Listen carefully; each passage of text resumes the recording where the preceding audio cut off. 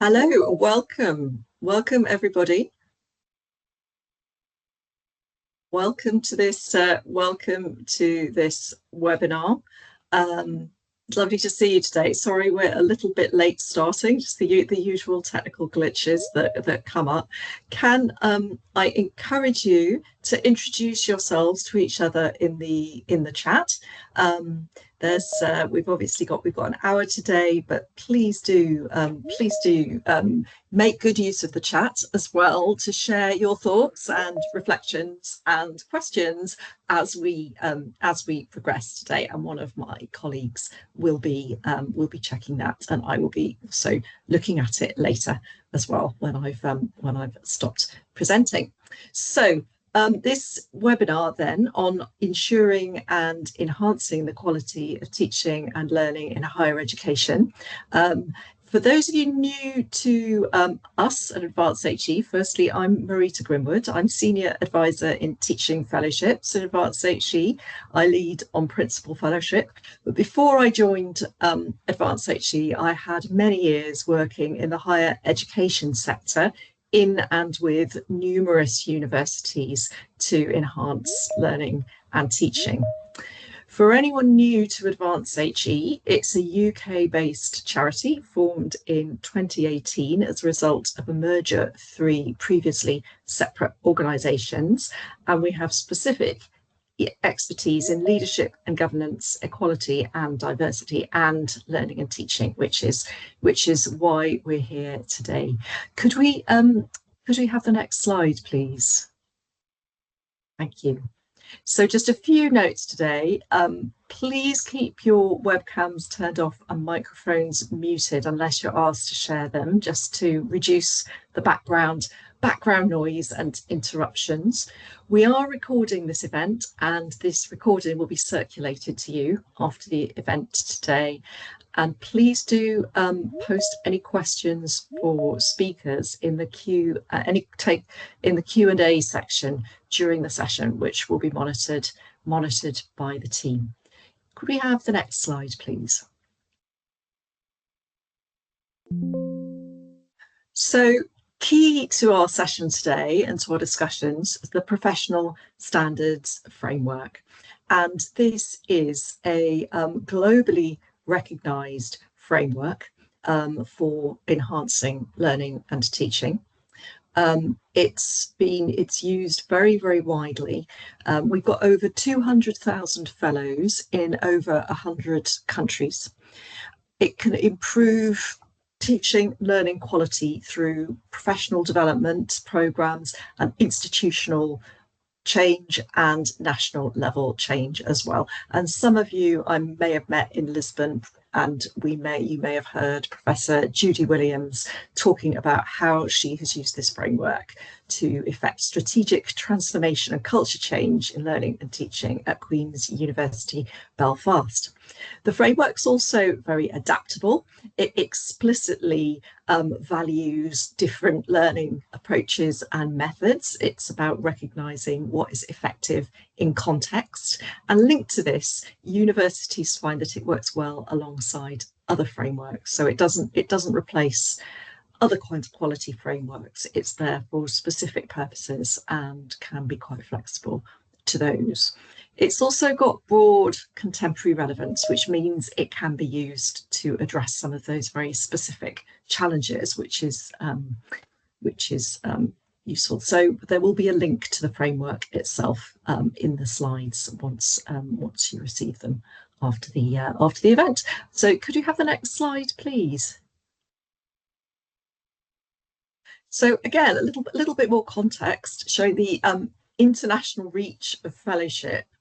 So we've got 178 institutions in 15 countries that have accredited CPD programs, and we also have 210 fellows plus through all of those countries. In Europe, we've got accredited provision in France and Denmark and Ireland. Ireland now has almost 700 fellows nationally. And we will hear from two institutions, so one from Ireland and one from Luxembourg, very shortly in this session. Could we have the next slide, please? So just a little bit more detail about how the framework is used in practice. So institutions will use it in their own ways to drive strategic change. This can be professional development either through context appropriate, institution appropriate pathways that are aligned with the institutional strategy, that might be through accredited provision, or supporting direct reward applications for reward and recognition of staff as well. It can be strategically, there's a lot of strategic alignment to other recognition and reward within institutions. So, for example, promotions, so that recognition and promotion complement each other, and then can also meet institutional goals and KPIs as well. So before we go into the detail and before we hear from the two presenters that we've got from our institutions, I'd just like to say a little bit more about what that professional recognition looks like and what's interesting about it, if you like. Could we move to the next slide, please? So what the professional standards framework offers is recognition in any one of four categories of fellowship, and between them these cover all staff who teach or support learning, or a combination of the two. So it's not about a single standalone award, it is about recognising professional activity across and throughout all kinds of different careers in higher education. So if we look at the first category then, so fellowship and associate fellowship recognise student-facing educational practice.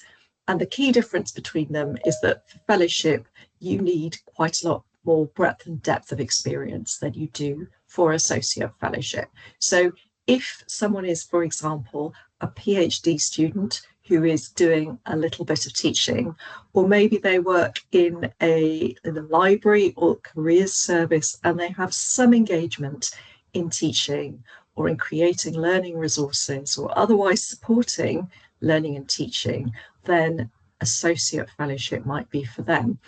Could we just move on and see the description of that, please? So, for example, you might be teaching courses, designing modules, or indeed individual sessions, or involved in student support, things like that. We then have senior fellowship, which is about staff-facing leadership and influence. And this seems a good place to point out that it's very much about the appropriate category for the member of staff, not a hierarchy. So somebody might be effectively have a research career, not have very much to do with learning and teaching, and associate fellow might be the right category of fellowship for them for a long portion of that career. Similarly, somebody might be leading institutionally on a particular initiative which puts them into senior fellowship. So this is about working with staff. Can we just see the description of that, please? So, for example, you might be leading a program team. You might be disseminating your own effective practice and innovations in learning and teaching, and that might be having an impact that you can demonstrate on other people's practice. You might be having impact through external examining, through leading a school or department, or through mentoring or coaching colleagues in relation to their learning and teaching. So that can take all forms, but it's about impact on staff and their impact on students as a result on student learning. Finally, principal fellowship is by far the smallest category of fellowship. We have about 2,500 of these out of that 210-ish thousand of fellows overall, and that's because it's strategy and policy focused leadership. So for example, contributing, shaping strategy, shaping strategic vision and direction through strategy, policy, or procedure or initiative, and being able to show the sustained impact that your involvement in that has had. So it's beyond implementation. This is about the vision overall.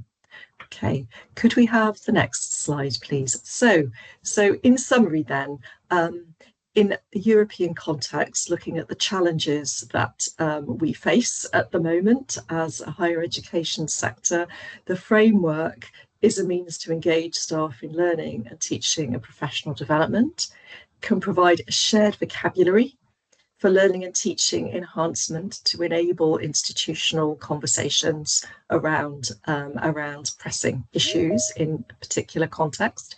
It's a tested infrastructure for institutional transformation, and it is relevant and supportive of the development of careers of all staff involved in learning support and in teaching.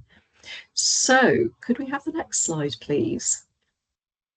So this is, again, anyone who was at the EUA forum might recognise this, but there was a wonderful artist at work during the conference, and they produced this image, which makes the point so you have your little figure holding his suitcase full of PSF wisdom, but I love that point: frameworks don't create culture, people do, which came from our session, and it is a framework, and it is about how people use it, how they implement it. It gets meaning when it is used in context, and so that is what we are devoting most of the space in this session to learning more about.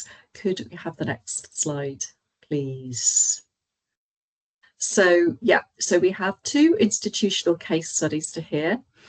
We first hear from Catherine Murphy from Munster Technological University, and then later we will hear from Yevgenia Inozentseva at the University of Luxembourg. Now, Catherine, we're lucky to have Yevgenia here with us in person. Sadly, Catherine can't be, so we will shortly hear a recording of her presentation, but Catherine has extensive experience across higher education as a senior lecturer and former head of department. She's a senior fellow, and she currently works within the Learning and Teaching unit at Munster, managing the Advanced HE Fellowship Programme and leading the implementation of government-funded initiatives to do with innovation in learning and teaching. So I'd like to pass over now to Catherine, virtually at least, and Hi everyone, my name is Catherine Murphy and I'm with the Teaching and Learning Unit in Munster Technological University, and I'm delighted to be with you today to talk about the MTU story with our Advanced HE Fellowship Scheme. Wish I could be with you in the live, but unfortunately life has intervened. So thank you to Advanced HE for the invitation to present our story and also for the flexibility on being able to do a recording. I gather it's quite a European and global audience today. So just in case you don't know where I am, I'm the red piece in that little map in Cork in the very tip south of Ireland. And MTU, Munster Technological University, is a relatively newly formed technological university coming from two previous organisations. And that just sets the context. We've got a lot of change happening in the organisation around the time that we were starting fellowships. And I'll tell you a little bit more about that.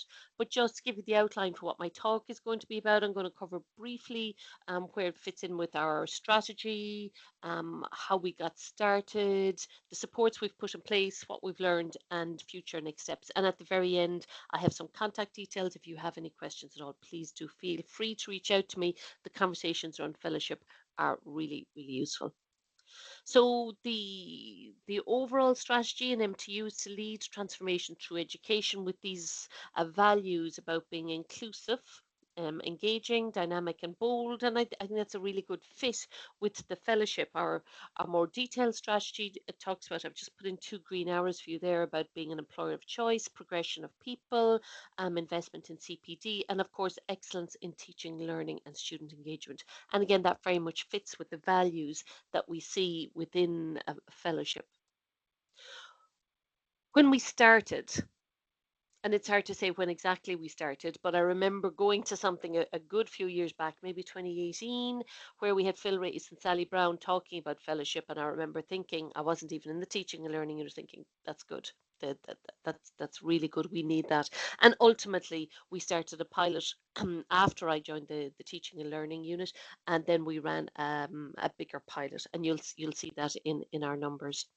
When we were starting, we were looking at what was the literature that was in place, and an exploration then of national and international practices. So what I mean by that is we did obviously some searching, but we had a lot of really good conversations with other colleagues. And thank you to all of those who accepted those meeting invitations. And they're really important conversations to have, to get the language in place, to understand how it can work differently. And like, there's so many different ways it can work within an organization. We had to find the right fit for us. We got a steering group in place, which is really important. And we had a little bit of being meeting halfway, where we had direction from above after we had started from the bottom. So that was useful. And then we did an open call to everybody, and made some adjustments after that. And that's really important for us, that it was everybody in that kind of inclusive value. Where we are at the moment, we have 95 fellows. And interesting, um, when you look at the global stats, or pretty much anybody else's stats, it tends to be the fellowship category is the highest, but for us, it's actually our senior fellowship. And that's really interesting, because it's not all people who have an established position of leadership, but they are people who can evidence how they are bringing impact to colleagues, and how they are leading, even without the formal position. I thought you might like to see how we've grown over time as well. Ignore some of those ones to the left. They're people who got fellowship ages ago and then joined our organisations. They're reflected in our stats. But you can see there, and I think I'm blocking out the 2026 numbers. We have about 2 or 3 at the moment in the 2026 number. Um, because people are just submitting. We haven't got the results yet, but you can see how we had a big boost at the start when we were after running our small pilot and our bigger pilot, and now we seem to be stabilizing around that number. So we're very pleased with that. Let me talk a little bit about what we put in place, and I'm going to run through these because I think this is the meat maybe of what you want to see. And the first one I'm going to talk about is about our timeline. So when the applicants come in, we talk them through this phase of expressions of interest, and then really the getting started is this participants welcome meeting here. We've got them in peer groups, and we're advising them to have multiple peer group meetings. The peer groups are very diverse. That's really important to do. And then we actually buy our writing workshop from Advance HE, and they run their required attendance. So that's from Advance HE. The rest of this is our own. And then we have a writing space that works for some, it doesn't work for others. We do an interim meeting, which is very much around the it's not all lost yet if you haven't started type of thing, and getting people to move on. And then we have a feedback support that we get from Advance HE to give the applicants feedback on their draft, and then they submit their draft. Now we have a more detailed timeline when we get into semester 2, but you get the idea. It's about giving them a template, and for some people we give them a kind of a slightly blanker version of this, and they print it and have it on their desk, so that they're moving through the milestones as they go through. So that's important. The other thing we're supporting then is around their reflection, and I really like the Brookfield critical lens, and it's very much aligned with the Advance HE kind of writing that they're doing. So they're thinking about the literature, they're thinking about what their peers have said, and again they can gather that. They're gathering feedback from their students and bringing their whole perspective. So that's a really nice piece for the writing. And it's giving them this kind of idea of, look, this is a circular piece. You won't be writing this on your first go. You can write draft, but then it's iterative after that. We do really put an emphasis on the peer group contracts. We get them to do a contract, how they're going to meet, when they're going to meet, and that's useful for them. We do give them some role models as well. So we have a couple of videos of those we use, and sometimes we do them in the live as well. And depending which categories we've got, we use those. So it's good to hear this is somebody I know who's the same as me and has done this. Um, the Advanced HE website resources are fantastic. I wouldn't, for us, we didn't go reinventing any wheels here, but what we did do was we integrated them into our team site. So we have a team site for the MTU Advanced HE Fellowship Program. I can see we have categories set up, and then we have general, and we post various things that are happening.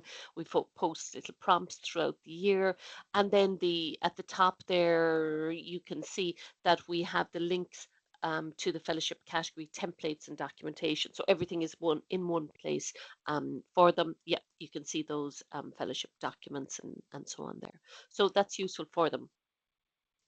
This is probably where I would say we put a really lot of emphasis on this. And this is because there is no time off timetables, there is no monetary reward, but we celebrate them like as much as we can. So there is a little ceremony with the registrar. We do it in a really nice room. And then we put it up on our internal media so that people can see that we have a group of people who put their heads up and they've now been awarded fellowship.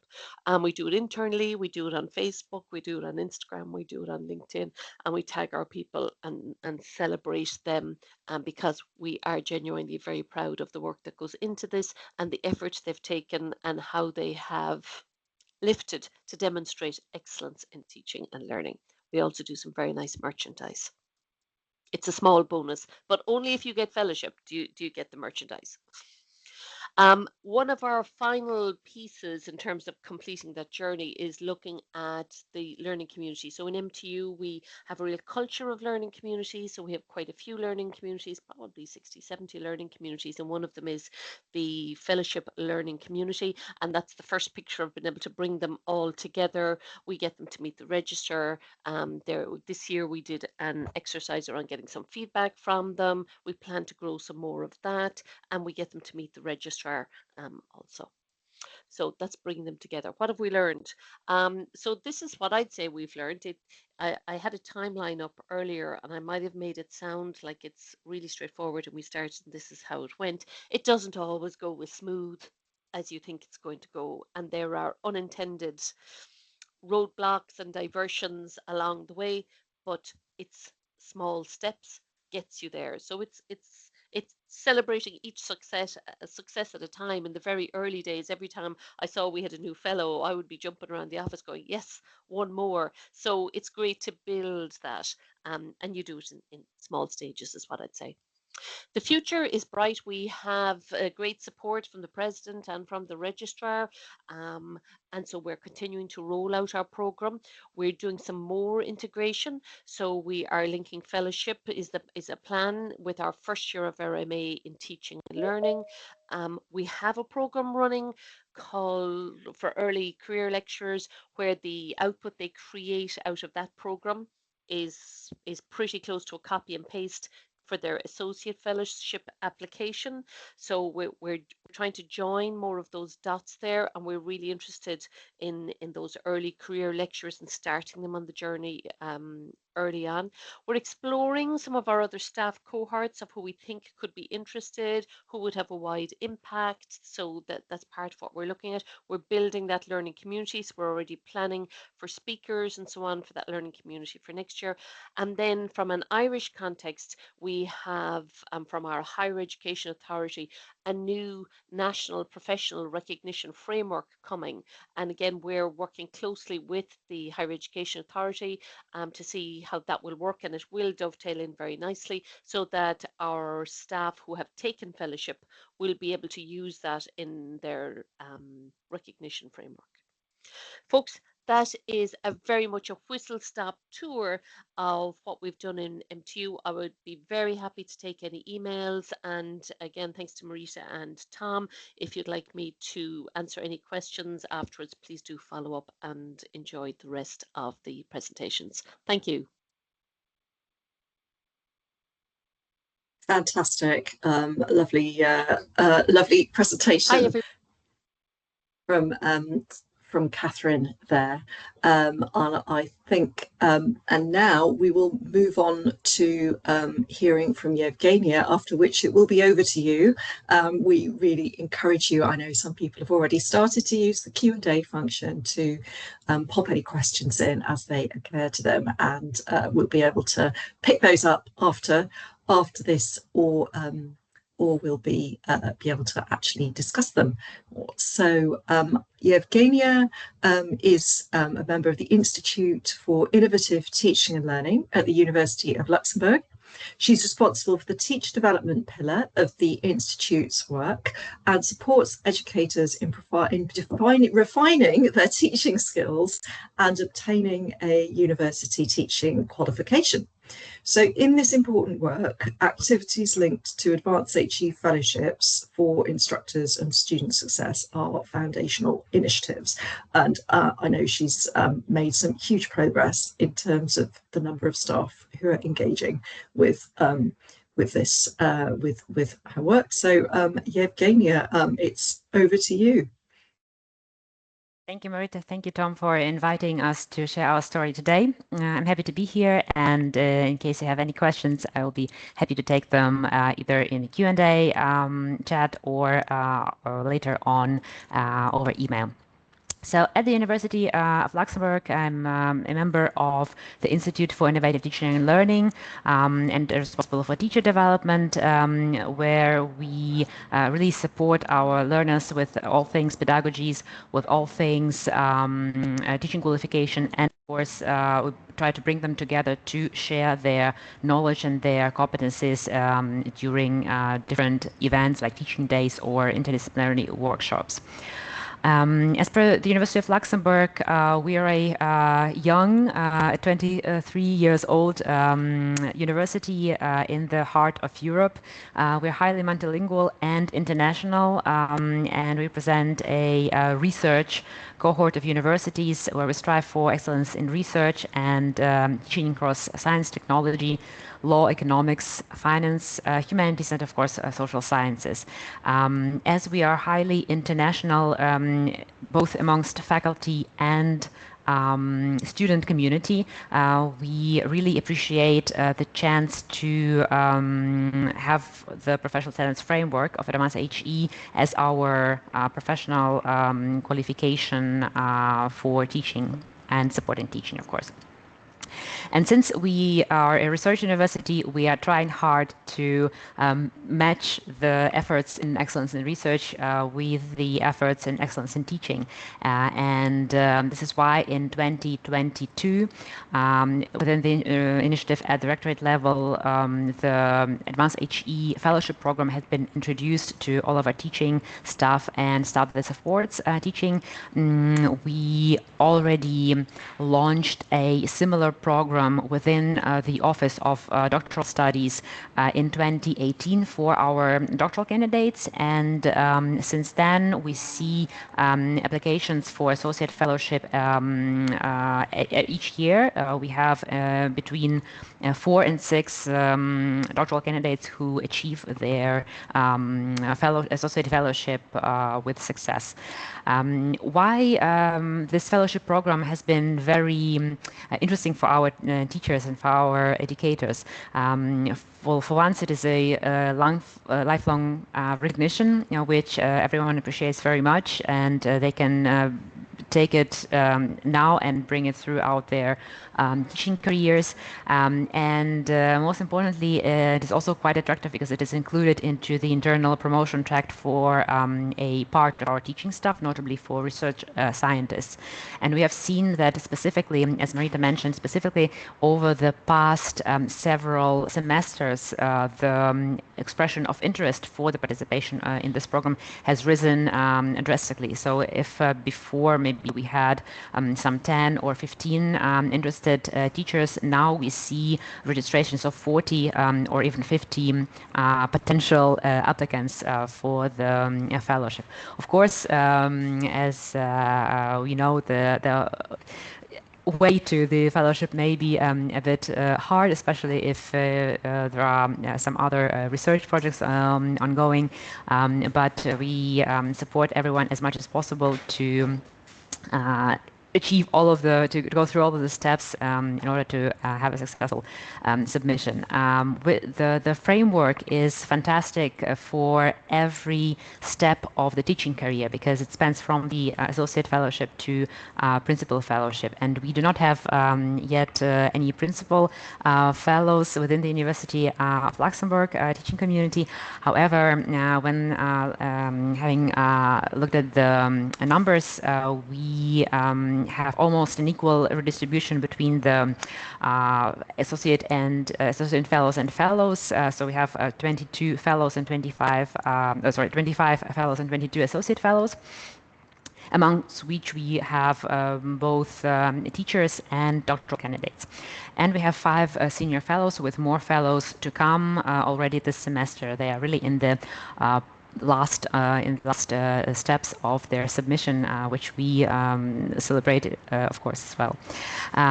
Advanced HE Fellowship also replaces a national teaching qualification framework for Luxembourg.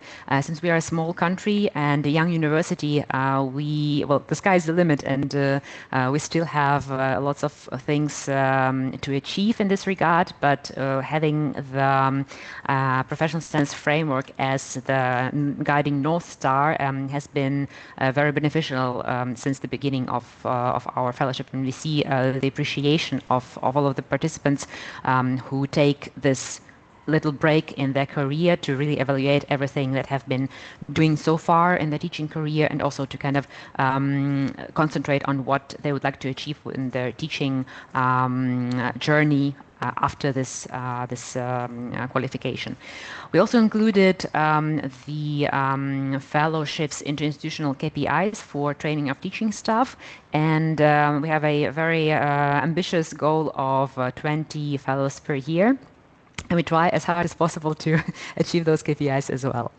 Of course, with a small and young university, we rely on the teaching expertise of our internal teaching staff, but also on adjunct lecturers. And this is where opening this program to adjunct lecturers has been our sign of appreciation for their work, and we see their interest in this regard.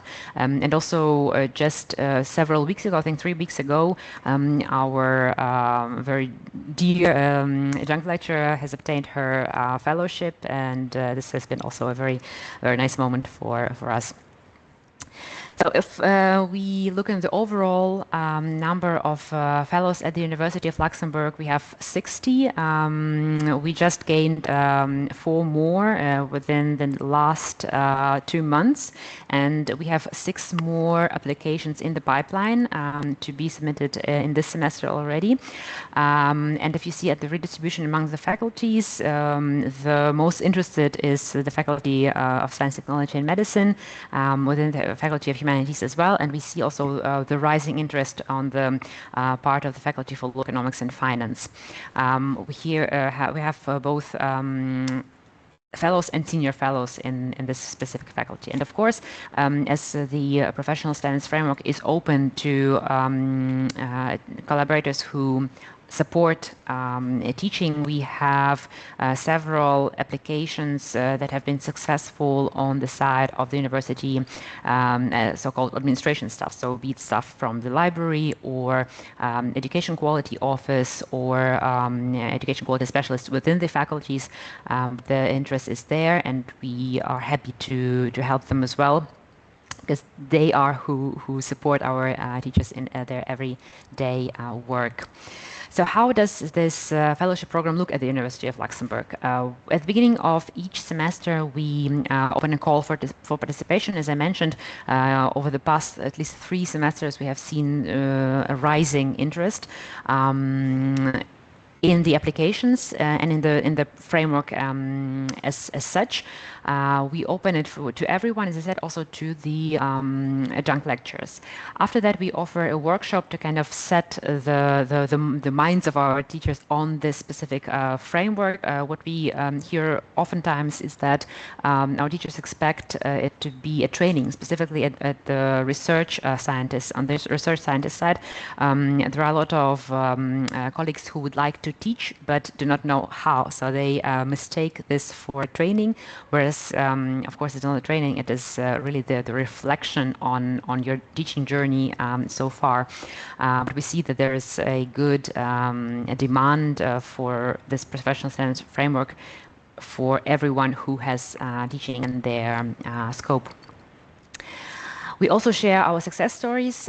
So every workshop features one or two fellows who have been successful in their applications, and the participants always ask a lot of questions on how they did it, what was the key to their success, and it's always very nice to see this kind of exchange in real life, and the openness and the readiness to share their experience and help their fellow colleagues. After that, we reconvene into a slight draft review, and here we oftentimes loop on the reflective narrative, because it is very different from the research writing, and this is where oftentimes we see this aha moment in our teachers' eyes, that understand that it's actually almost like writing a diary. It is sharing your reflection about it's about you. It's not one size fits all, and this is the beauty of it, as Marita mentioned at the beginning. It's the beauty that you can really customize your application to your own profile and your own teaching story wherever you are in your teaching career. And of course, we work on examples that are crucial to kind of illustrate this journey. After that, of course, we provide writing retreats. Just yesterday, we had another writing retreat, and we also saw that even colleagues who are from the administration side, but who have taught, are also expressing their interest, and also need to kind of change from this reporting style to a narrative, reflective style, and it's very nice for us to see how they transform, how they are kind of pushed by this, nudged by this framework into the reflective mode. And of course, for either complex cases or for applications where we suggest that an expert should have a look on it and provide more example from their point of view, more guidance. Also, we turn, of course, to advanced HE experts and consultants and ask for another review, specifically in the cases for the senior fellowship. And we have had only positive feedback from those exchanges. We also suggest, especially to our senior fellowship, to participate in the virtual writing retreats for senior fellows that Advanced HE is offering, and the feedback has been very positive, because during those virtual retreats, our applicants are exchanging with their peers. They are sharing their difficulties. They are sharing their perspectives on the format, on their teaching journeys, and we highly recommend it to everyone who would like to go for this senior fellowship, to really better kind of fill the profile with good cases and make a very good application and rounded up application for a successful submission.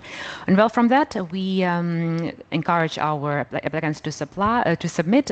We provide them with the voucher copy from the bulk application, and of course, we do not. Maybe it's also a very important point to mention. We do not have any deadlines in this program, so that every teacher can, every colleague can work in their own pace at their own speed according to their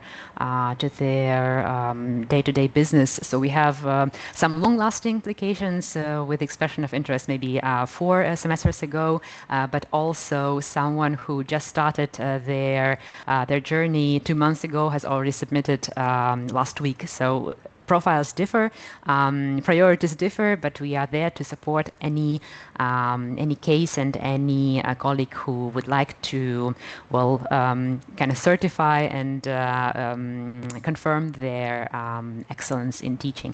And I'm very happy to see that on this webinar we have at least 2 of our fellows, one adjunct lecturer and one lecturer from our staff. So with this, I thank you all and invite you to ask questions, and thank you to Advanced HE to be able to share this story with you today.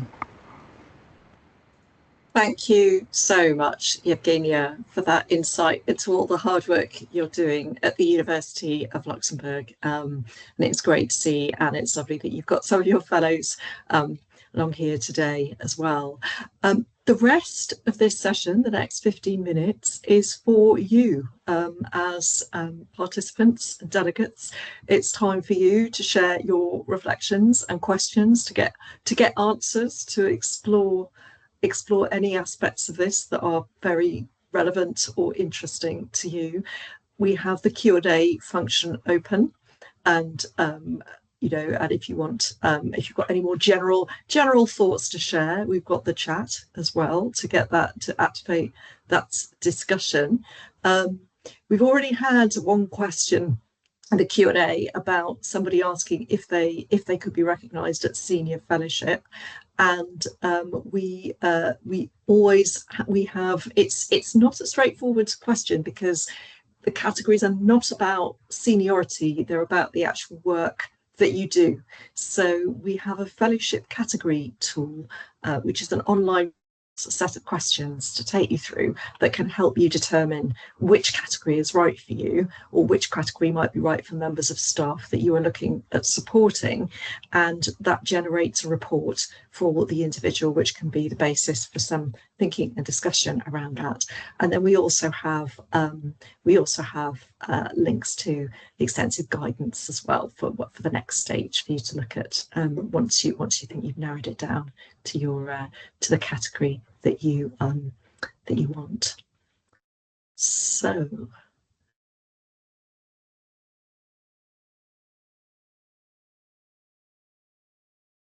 any questions, please don't be shy, and just type anything that is on your mind. We've heard an awful lot about the different kinds of categories of staff supported, the different approaches to support, the different value that different institutions are getting. I think we have a raised hand as well. Mark, would you like to ask your question?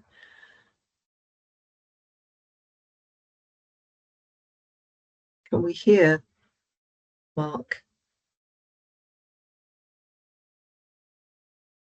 I'm not sure we can. Mark, you might have to type your question.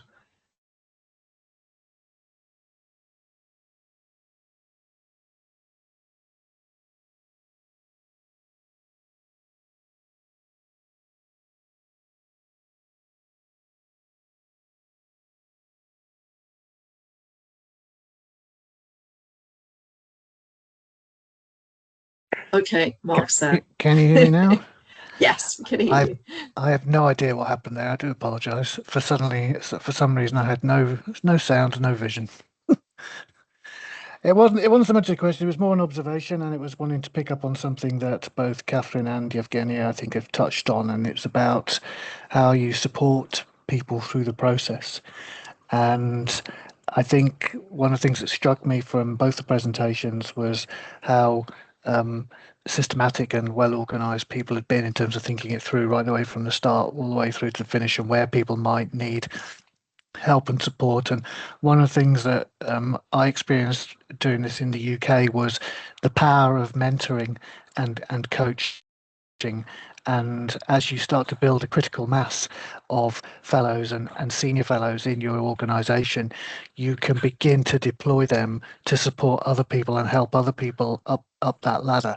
And that's very powerful. I can't remember, apologies, Evgeny, I don't know if it was you or Catherine was talking about peer support and peer commitments and the power of saying to somebody, I'm going to do this, the power that has sometimes in terms of disciplining you to make you do it because you've given a commitment to somebody, and if you don't do it, they'll know you haven't done it. It's that kind of relationship. So I just think the mentoring and coaching bit of the process is extraordinarily powerful, and you know, once you've got a critical mass of those guys, it really speeds things up. Thanks, Mark. Yevgenia, do you have any comments on that?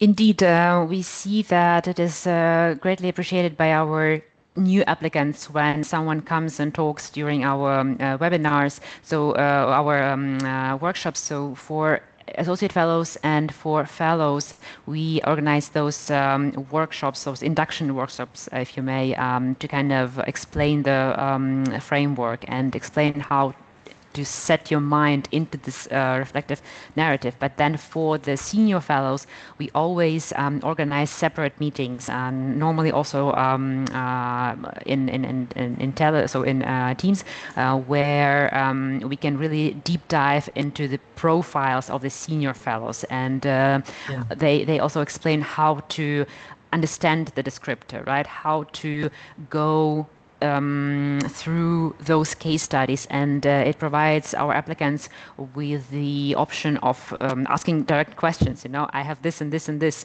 How do I wrap my mind around this case study in order for it to make a good case, in order for it to be convincing? And this is where the peer support is highly appreciated, and we also are very grateful to our existing community of fellows who are happy to help out our institute with all the initiatives. Yeah. And I think that's right. And I think once you are talking to people about their leadership, however that looks, if they're leading colleagues, it becomes appropriate to have at least some space where they are not conscious of who might be listening to what they're saying, that they need some kind of a private space for coaching or mentoring. So that makes a lot of sense as well. Do we have any other thoughts or questions? There's a lot to think about. Please raise your hand or type a question. You don't want to come on camera, you don't want to speak, you don't have to. You can write something down that we'll respond to.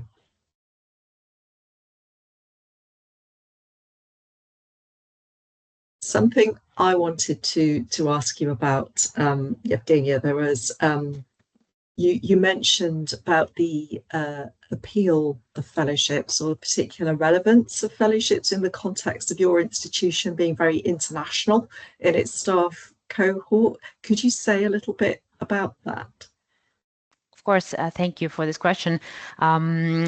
So at the University of Luxembourg, we attract a lot of researchers from all over the world, right? And we attract teachers who can provide teaching in multiple languages. So we are really a very international teaching cohort. This is where the value of a professional qualification as advanced HE really merits, because with this qualification, especially for those researchers who may only have a temporary contract with the university for, let's say, 5 or 3 years, they know that when they leave the university, they will still have this tangible qualification that will be very handy when they apply for a job with another institution. And this is also the case for our doctoral candidates, because when you are at the beginning of a teaching career, you try to get as many credentials as possible. And this is why, with the introduction of the program for doctoral candidates, we see great interest even amongst those who may not be successful from the first try, they retry, they come again to join their specific training, but also then as teachers, they try to really go for this qualification in order for them to have this tangible piece of accreditation, let's say, to kind of boost their careers in any country all over the world. Brilliant. So it's that kind of portability and international flexibility of it, and it's something like your publication record if you're an active researcher that you take with you, isn't it? I suppose. Indeed. As I said, as a research university, we at the Institute of Teaching and Learning try to really promote teaching and try to make it as attractive as research, and this is where a qualification from advanced HE really matters. That's right. It's that external awards, which are not as external forms of recognition, which are not as readily available for teaching as they are for research. Yeah, absolutely. I wondered, the other thing I was really interested about was we've got one of your adjunct staff, as you mentioned, in the room today, and I suppose there's some overlap, isn't there, with what you were saying about the portability and the need for, where people are maybe moving between jobs.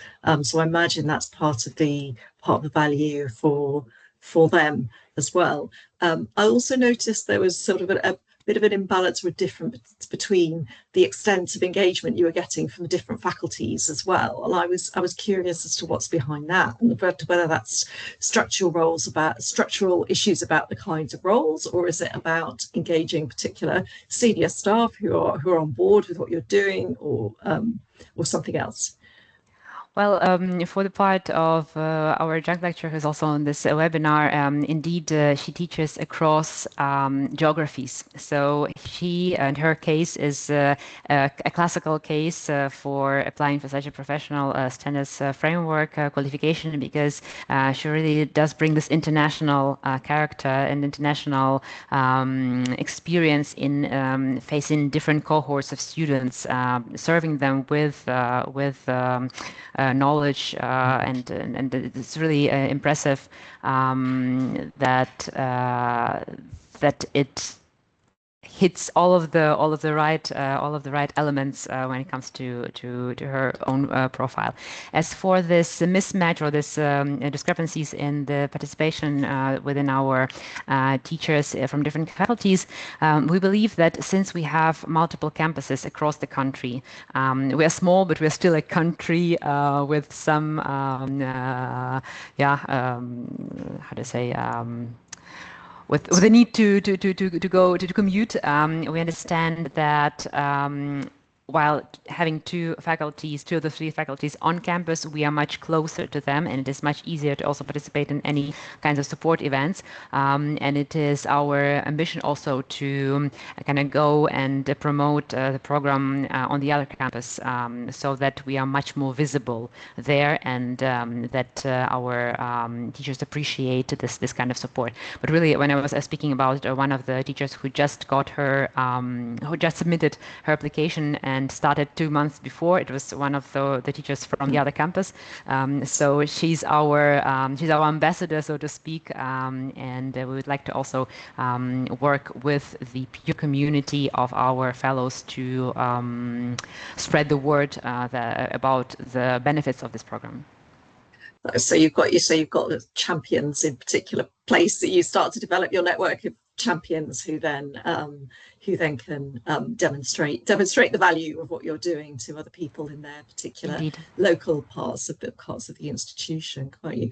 I think what's really useful for me in hearing about this and from you in this level of detail is that it opens up those questions, doesn't it, about the context and how the questions that you need to ask yourself in any institution about what approach to professional development is going to work for you learning and teaching. You know, how much is research and that need or sense of a need for parity of esteem with research a factor? How much is it about different cultures on different campuses or different faculties, and then the different kind of groups, the different cohorts of staff that you have who are all contributing?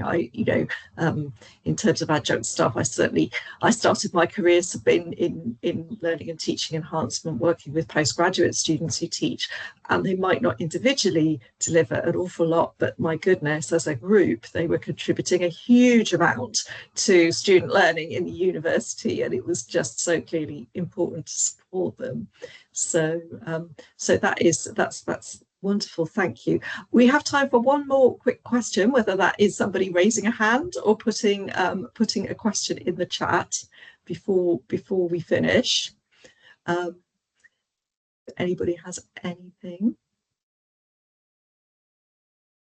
But otherwise, thank you very much for engaging today. I hope you found it useful, and I always love hearing from people in our institutions who are putting all this work into practice. It's always